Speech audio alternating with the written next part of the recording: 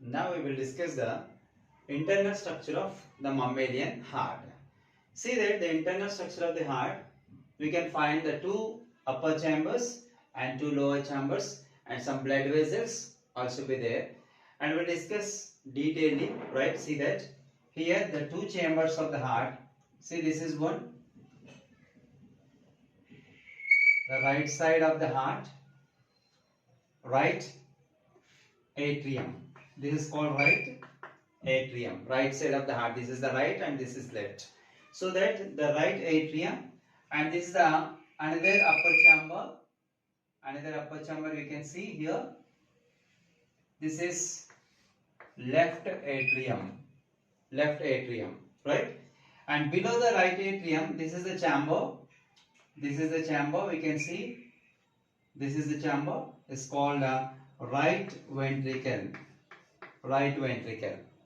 And exactly below the left atrium, there is another chamber called. This is the another chamber called left ventricle. Left ventricle. See that in the internal structure of the heart, we can find four chambers. Two upper chambers called auricles, two lower chambers called ventricles. The upper chambers or right side is called right atrium. The left side chamber is called left atrium. Is the right ventricle and left ventricle. Right? Four chambers of the heart is the basic characteristic of the mammals. Later, when you see that between two chambers, this is the wall is between the two atria. Between two atria, we can find a wall. It's nothing but muscular wall which is separating both the chambers. That's nothing but interauricular septum. Interauricular septum, which is the muscular wall which is separating the right atrium and left atrium, is called interauricular septum. Inter in the sense of middle of the both auricles. Later, between two ventricles, just you can see this one. This is the wall. This is the muscular wall. We can observe that between the two ventricles, right ventricle and left ventricle, between of these two chambers, we can find a muscular wall. It's called interventricular septum. Interventricular septum, right? In the same way, between right auricle and right ventricle, there is another muscular wall is separating. This is the muscular wall. It's separating right auricle and right ventricle. So it is called interauriculoventricular septum. Interauriculoventricular septum. And here it is another wall between left auricle and left ventricle.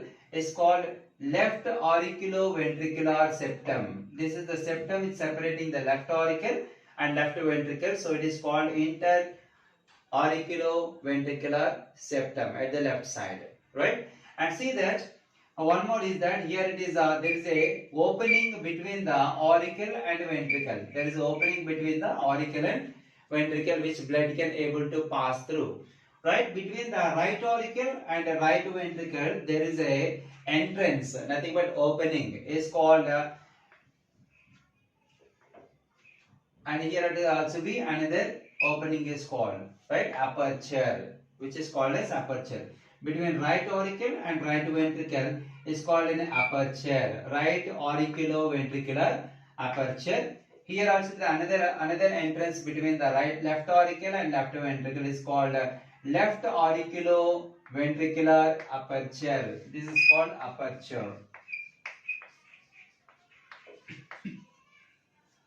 Right auriculoventricular aperture, left auriculoventricular aperture. Aperture means is an opening which can blood pass through the same opening from auricle to ventricle, right?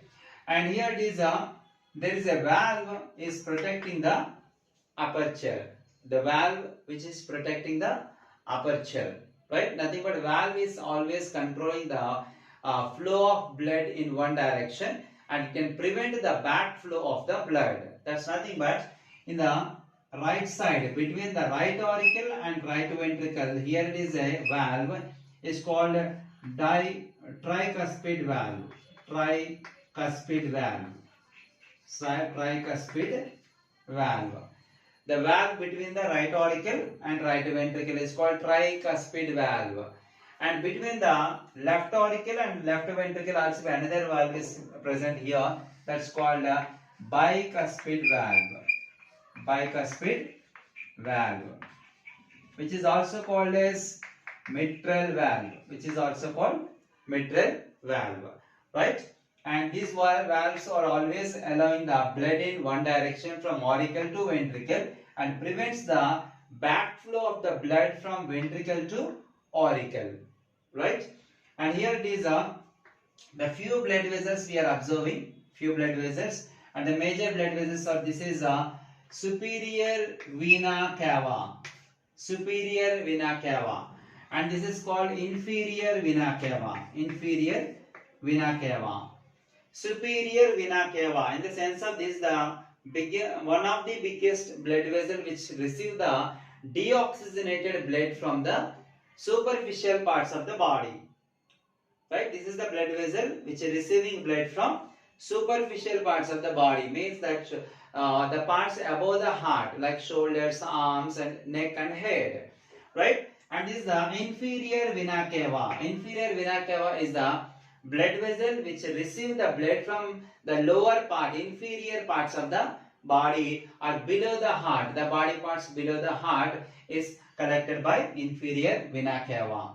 Right? And that another blood vessel is there. Here we can see that the two blood vessels are there, which takes its origin from the right ventricle. This is the blood vessel which takes its origin from right ventricle. Is called this is left pulmonary artery. This is right pulmonary artery. Left pulmonary artery, right pulmonary artery. This pulmonary artery takes its origin from right ventricle. Here it is started, and when it is coming out of the heart, it is divided into two branches, and the left pulmonary artery enters the left lung, whereas the right pulmonary artery enters the right lung, and this can carry the deoxygenated blood and transport it to the lungs. Right? And one more blood vessel is here. These are two blood vessels are there, both the sides. These two are right pulmonary vein, and this is the left pulmonary vein. Right? Right pulmonary vein, left pulmonary vein. Right? Actually, arteries are the blood vessels which carry the oxygenated blood, and whereas the veins carry the deoxygenated blood. In general, it is called impure blood. But whereas the pulmonary artery and pulmonary vein are not restricted to the same kind of function, because pulmonary artery carries the deoxygenated blood, whereas the pulmonary vein brings the oxygenated blood from the lungs to the heart. Right? And one more blood vessel, the major blood vessel, you can see that the arch-like structure is called, it is the aorta. It is called aorta. It's also called a systemic artery.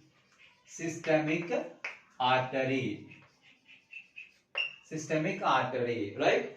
And this is the blood vessel which originates from the left ventricle.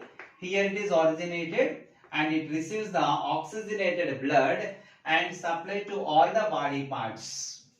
Right? This is regarding the structure. And one more thing is here, it is here we can find a node, and here also another node. Two nodes are there.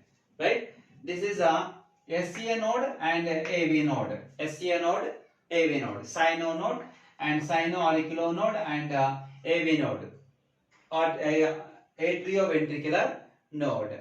See that this is the node which can initiate the heartbeat. Right? And that can be initiated because of that electrical impulses. Both the auricles can be contracted and relaxed. Right? And that contraction relaxation process can be taken forward by the AV node. Here it is. This can be the node which carry the impulses. You can see that the yellow colored here, the electrical impulses can carry from here to the walls of the ventricles, and because of these electrical impulses, the ventricles also can contract and relax. So these two are also be playing a major role in the heartbeat. Right? And now we can see the blood circulation, how the blood is traveling through the heart. Generally, the mammalian heart generally called as a double circulated heart. Double circulated heart. Double circulated heart. And why it is called double circulated heart or double circulation? Because blood is traveling through the heart two times. Blood is traveling through the heart two times. How the blood can travel through the heart two times we will see now.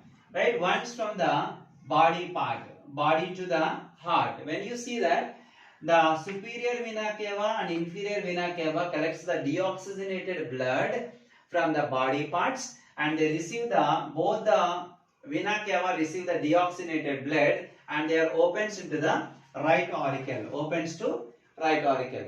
Right auricle contract and blood enter the right ventricle, right?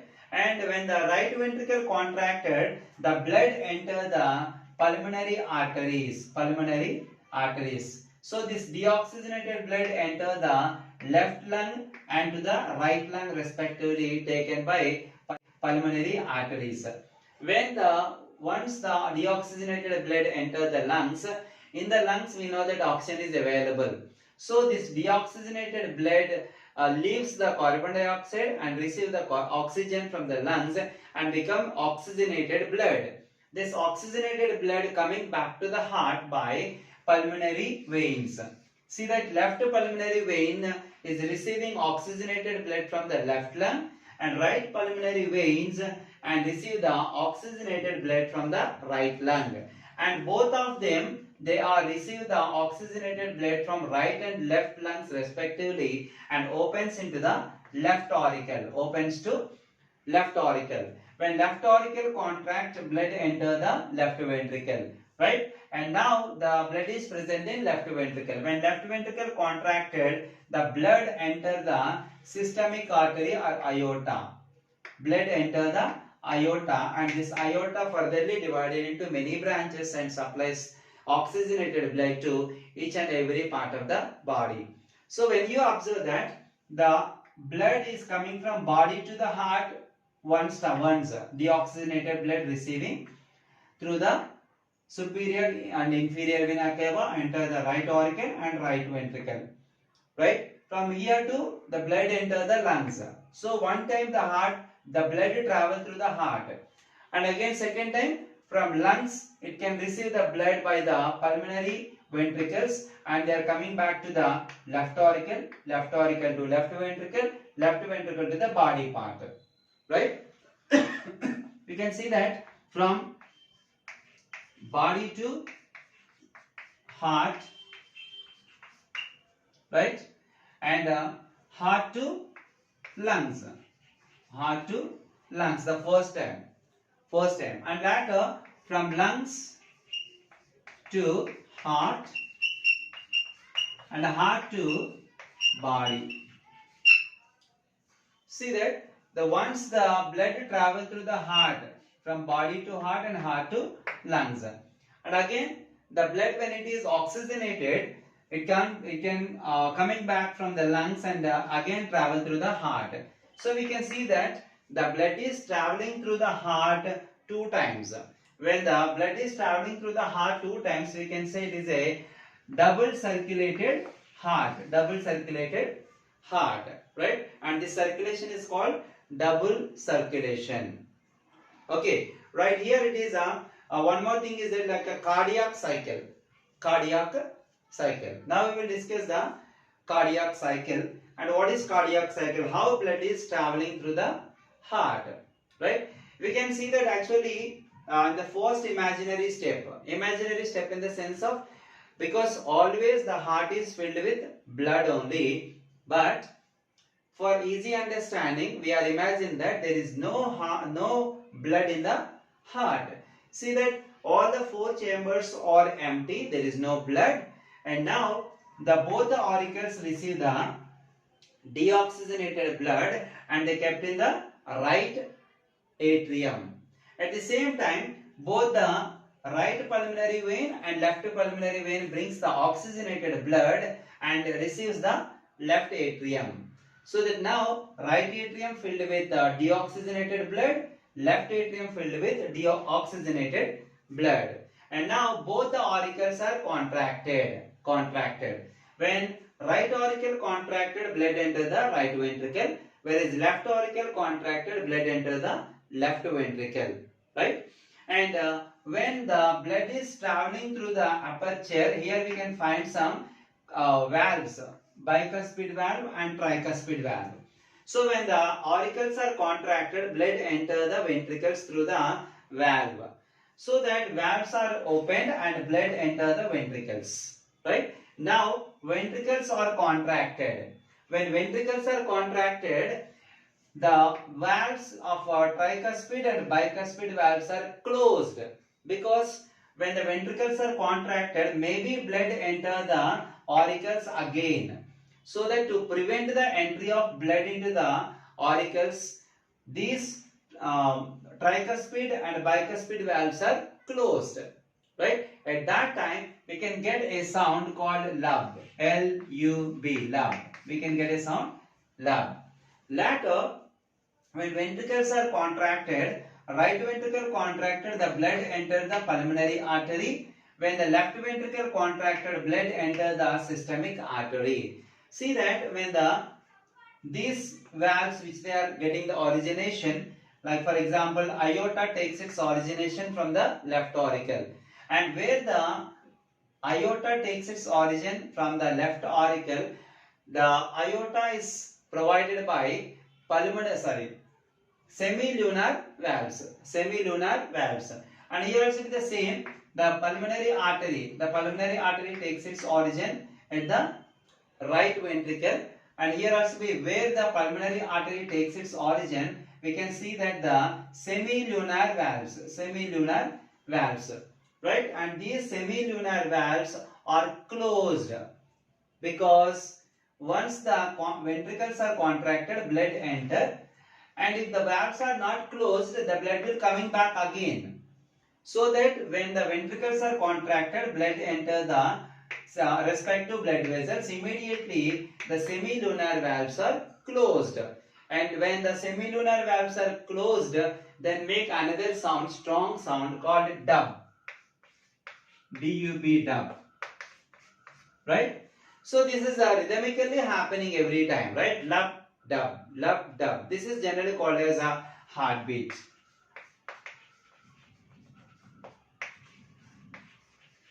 This is generally called heartbeat, right? And this is generally how the blood is traveling through the heart, and this is generally called as a blood circulation or a cardiac cycle, right? This is the coagulation of blood. What is coagulation of blood? Generally coagulation in the sense of clotting, generally called as clotting of blood. What is clotting? Generally when the liquid state of material converted into semi-solid is called coagulation. For example, general example, the milk is coagulated into curd. So that what is the state of the milk? Liquid. When it is converted into curd, it becomes semi-solid. It's nothing but coagulation, right? The same way, blood coagulation of blood. And generally when a person is getting an injury or maybe a cut accidentally, automatically the blood will coming out of the body, and within the 3 to 6 minutes, how much time it will take? Nearly 3 to 6 minutes time taking to blood clot or coagulation of the blood. And why this much of time is taken for blood coagulation? 3 to 6 minutes. And what happens behind the blood coagulation, and why this much of time has taken to coagulate the blood? We'll see now. And why the blood is clotted within 3 to 6 minutes, and what the process is going on. Generally we know that in the blood 3 types of blood cells are there, right? One is red blood cells, and another is white blood cells, and another is blood platelets. Red blood cells also called as erythrocytes, and white blood cells also called leukocytes. Blood platelets also called thrombocytes. Also called thrombocytes. Also called thrombocytes. So these are the blood cells which plays a major role in the blood coagulation, right?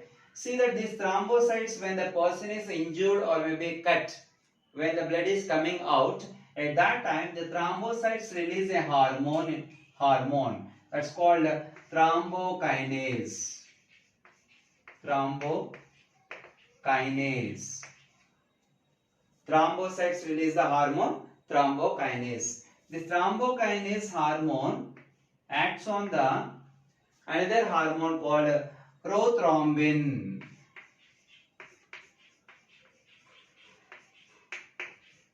Prothrombin acts on prothrombin, and this prothrombin is converted into thrombin. The prothrombin is converted into thrombin, right? And this thrombin acts on fibrinogen.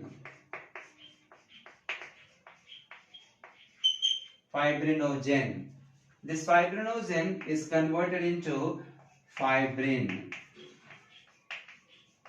Fibrin. Right? Here, in the beginning, the thrombocytes are the cells releasing the hormone thrombokinase. This thrombokinase converting the prothrombin into thrombin. This thrombin again acts on the fibrinogen and converted into active form of the fibrin. This fibrin fibers usually in the dissolved state. Fibrin fibers in the blood in the dissolved state, right? And this dissolved state of the fibrinogen is converted into non-dissolved state or active stage. Is called fibrin. So that these fibrin fibers are reach the site of injury and entangle the blood cells. Entangle the blood cells. In the sense of, for example, this is the wound. This is the wound, and blood is coming out of the wound, right? And what happened is fibrin fibers or reach the site of the injury and form a plug. Form a plug like a spider's web. Like a spider's web. These fibrin fibers are forming a plug itself. And automatically when blood is coming out of the wound, this blood cells will be stuck here. Blood cells will stuck here. And the blood cells are entangled by the fibrin fibers. Whenever the blood cells are entangled, automatically the blood flow will stop automatically, right? So this will take nearly 3 to 6 minutes.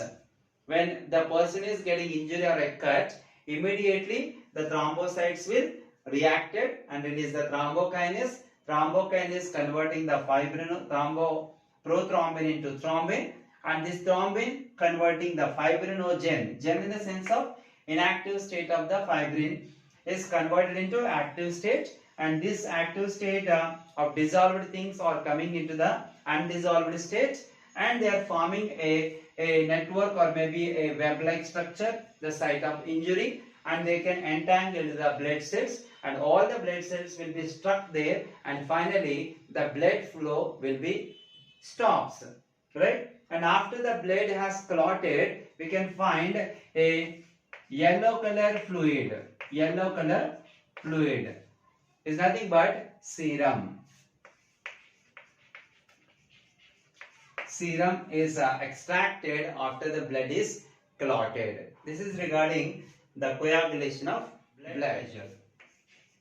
Blood pressure. Blood pressure. Blood pressure in the sense of while the blood is passing through the blood vessels, it created some pressure over the walls of the blood vessels. It is called blood pressure.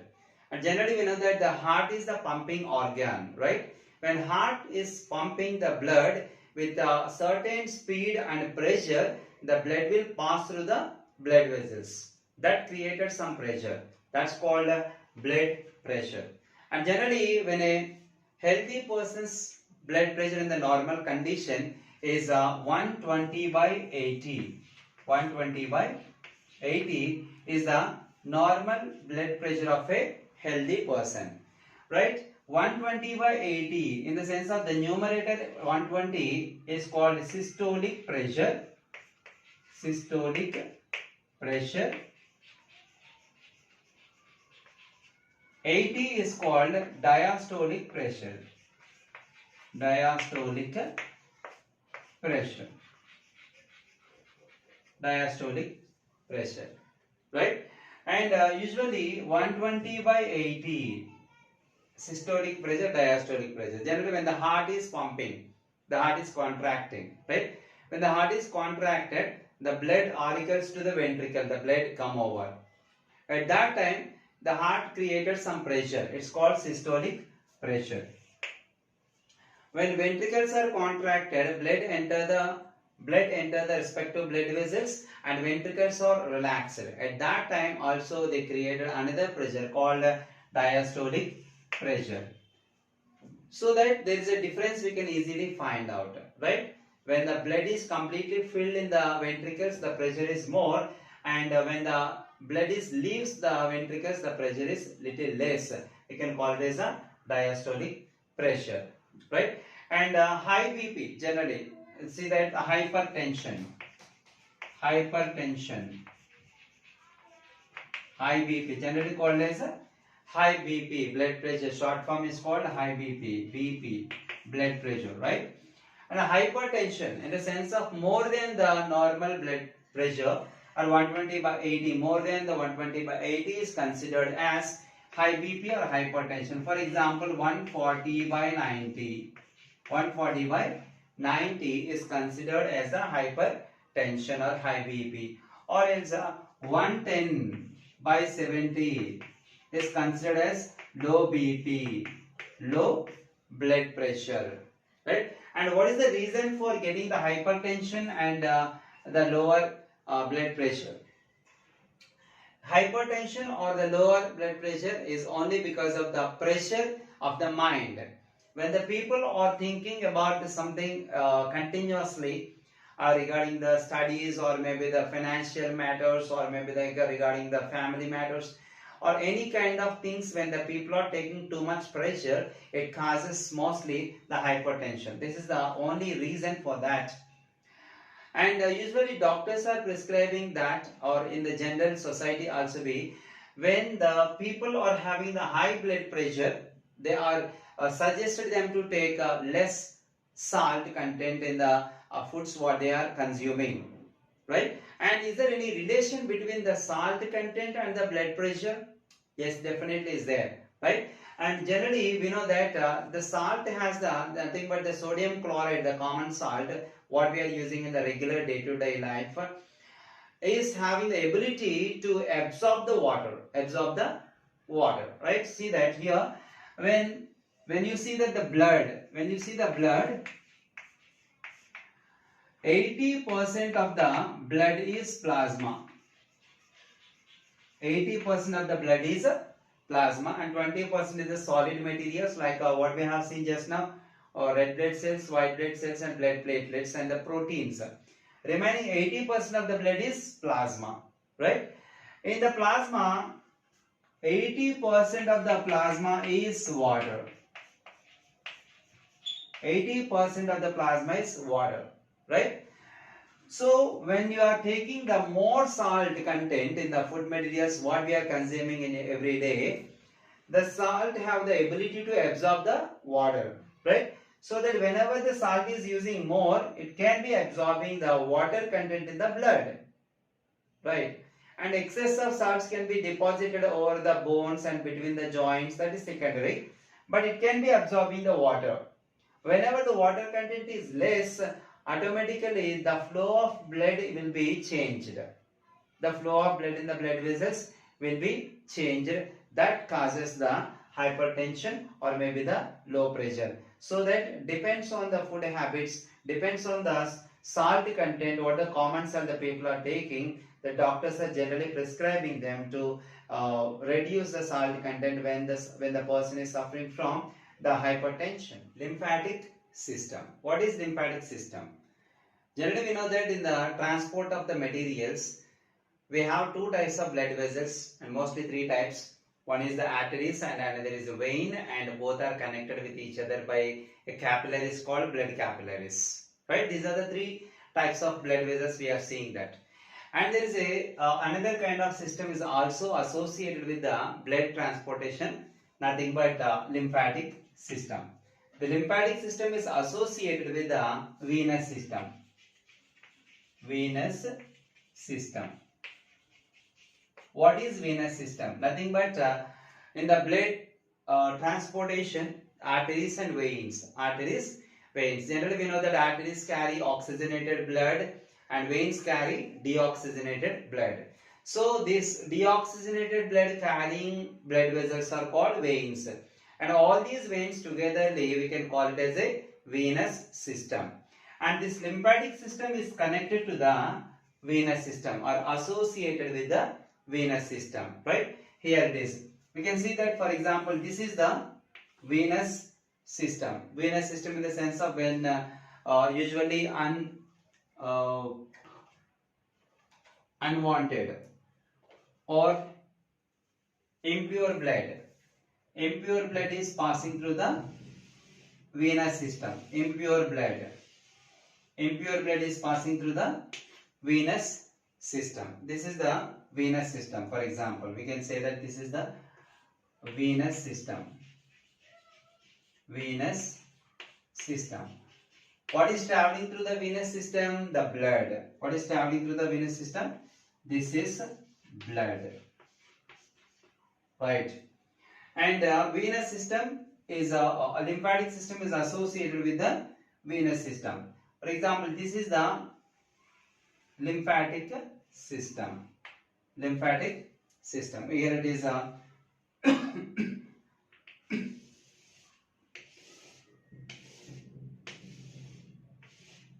lymphatic system, right? And when the blood enter the lymphatic system, it is called lymph. It is called lymph. This is the blood vessel.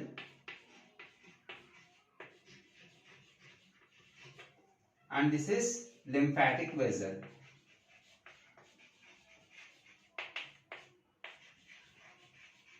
Lymphatic vessel. And this lymphatic vessel is associated with another is tissues. Associated to the tissues itself, like a tissues. Right? We can say this is tissues are here. These are the right.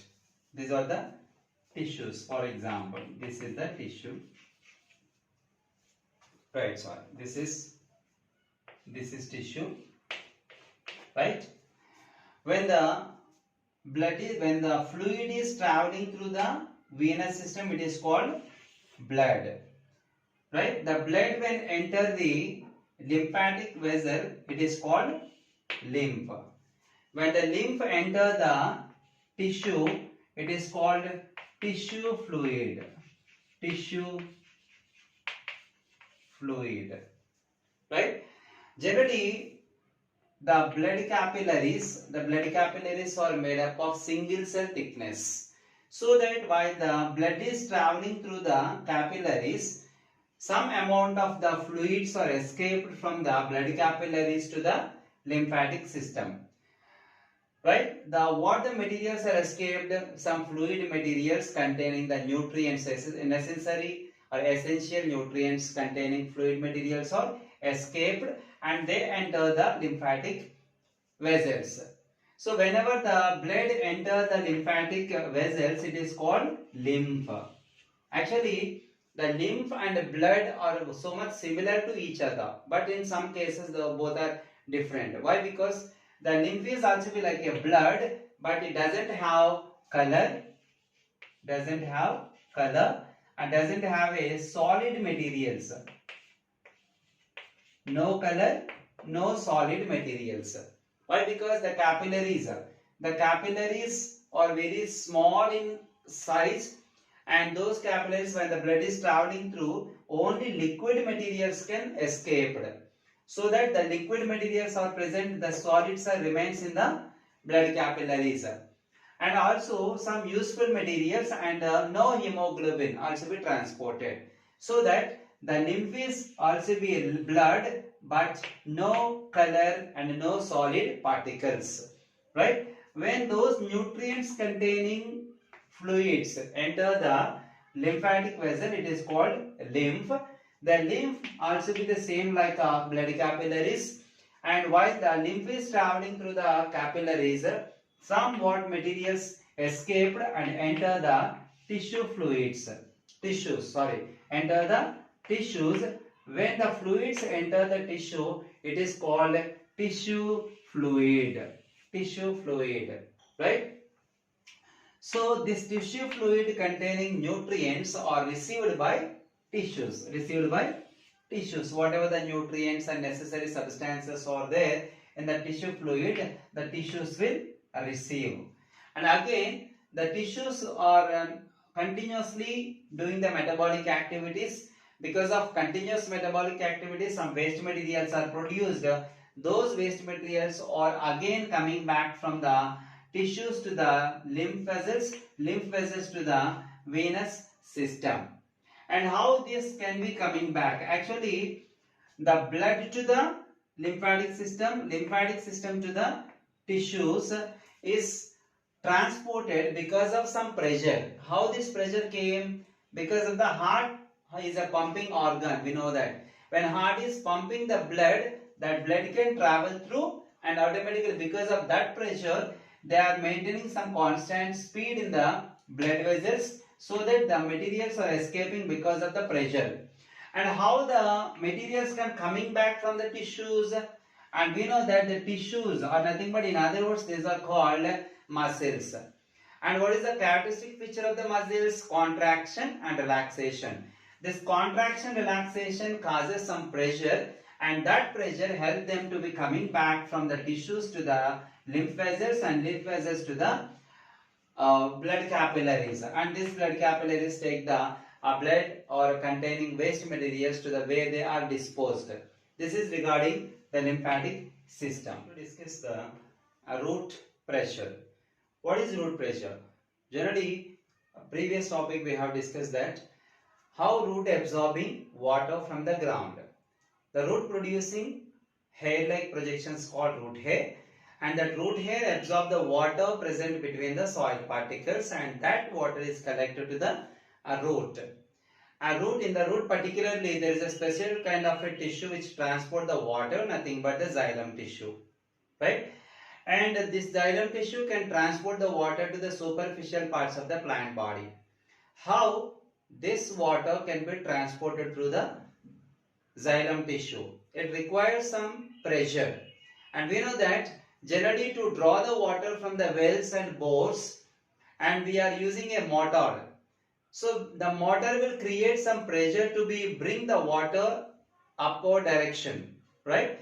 In the same way, how the plants are drawn the water from the ground and to the superficial parts, like some plants are there, like eucalyptus plants, the ashoka trees are there, and these are more than 300 feet high plants are there.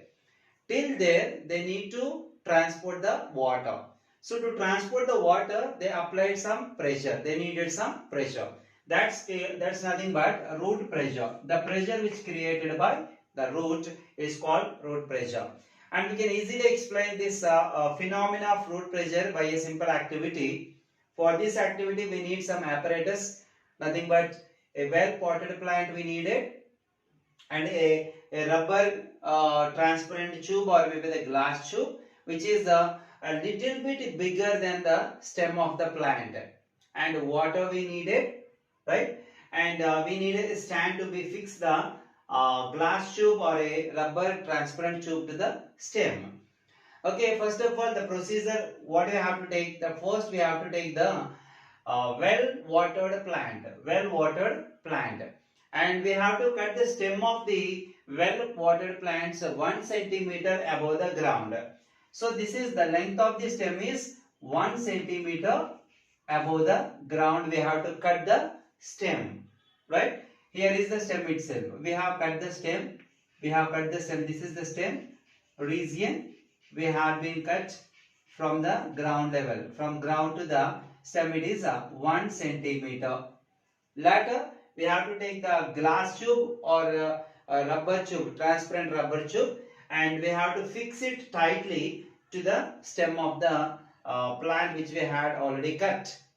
And we have to fix them kind of a stand to be fixed firmly to the stem itself, to attach the stem itself. Right, now we can take some water in the glass tube. Take some water in the glass tube, right? This is the water. We can see that the water droplets here, right? Until some quantity when we have taken water, this water level should be marked with M1. Marked with M1. And leave it for 2 to 3 hours. 2 to 3 hours. We have to leave the experiment without any undisturbed condition. Right? Later, after 2 to 3 hours, when we come back and observing, this comes under the observation.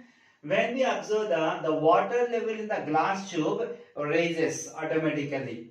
We can see that the water level rises in the glass tube or transparent rubber tube. This can be considered as M2. M2, right? And see that M2 minus M1 considered as a raising of water level in the glass tube. Raising of water level in the glass tube. That raising of water level in the glass tube indicating some pressure is created by root so that the water is raises upward direction. That's nothing but root pressure. Because of root pressure only the water is increased in the glass tube, right? And generally this water pressure is not only enough to transport the water for the higher levels of the plant, like for example 300 400 meters height plants also be there. So that much height the water need to be transported, the root pressure is not at all enough, right? Some other pressure is needed for transporting the water, nothing but transpiration, water transpiration. Water transpiration. And how water transpiration occurs? And we know that water transpiration is the process of removal of excess of water from the plant body through the natural openings present on the leaf surface are called stomata. Stomata are the natural openings present on the leaf surface which helps in the gaseous exchanges as well as the transpiration of the water. Excess of water present in the plant body. Usually plants are taking a lot of water for their survival and transporting of minerals and all. And excess of water which plant after accumulating or maybe consuming for various metabolic activities, the excess water can be transported or transpirated through the natural openings called stomata, right? And generally we know that to understand this kind of a concept, we have to take a well-watered plant and select one of the branch and take a polythene cover, and that branch you need to be put it in the polythene cover and tie the mouth of the polythene cover and leave it for whole night. The very next day morning when you observe the polythene cover, inside the polythene cover we can find some water. And how this water came, actually we have tied the mouth of the plastic or polythene cover and no chances are there to come the water from outside to the polythene bag. So how that water came? Because of the transpiration process.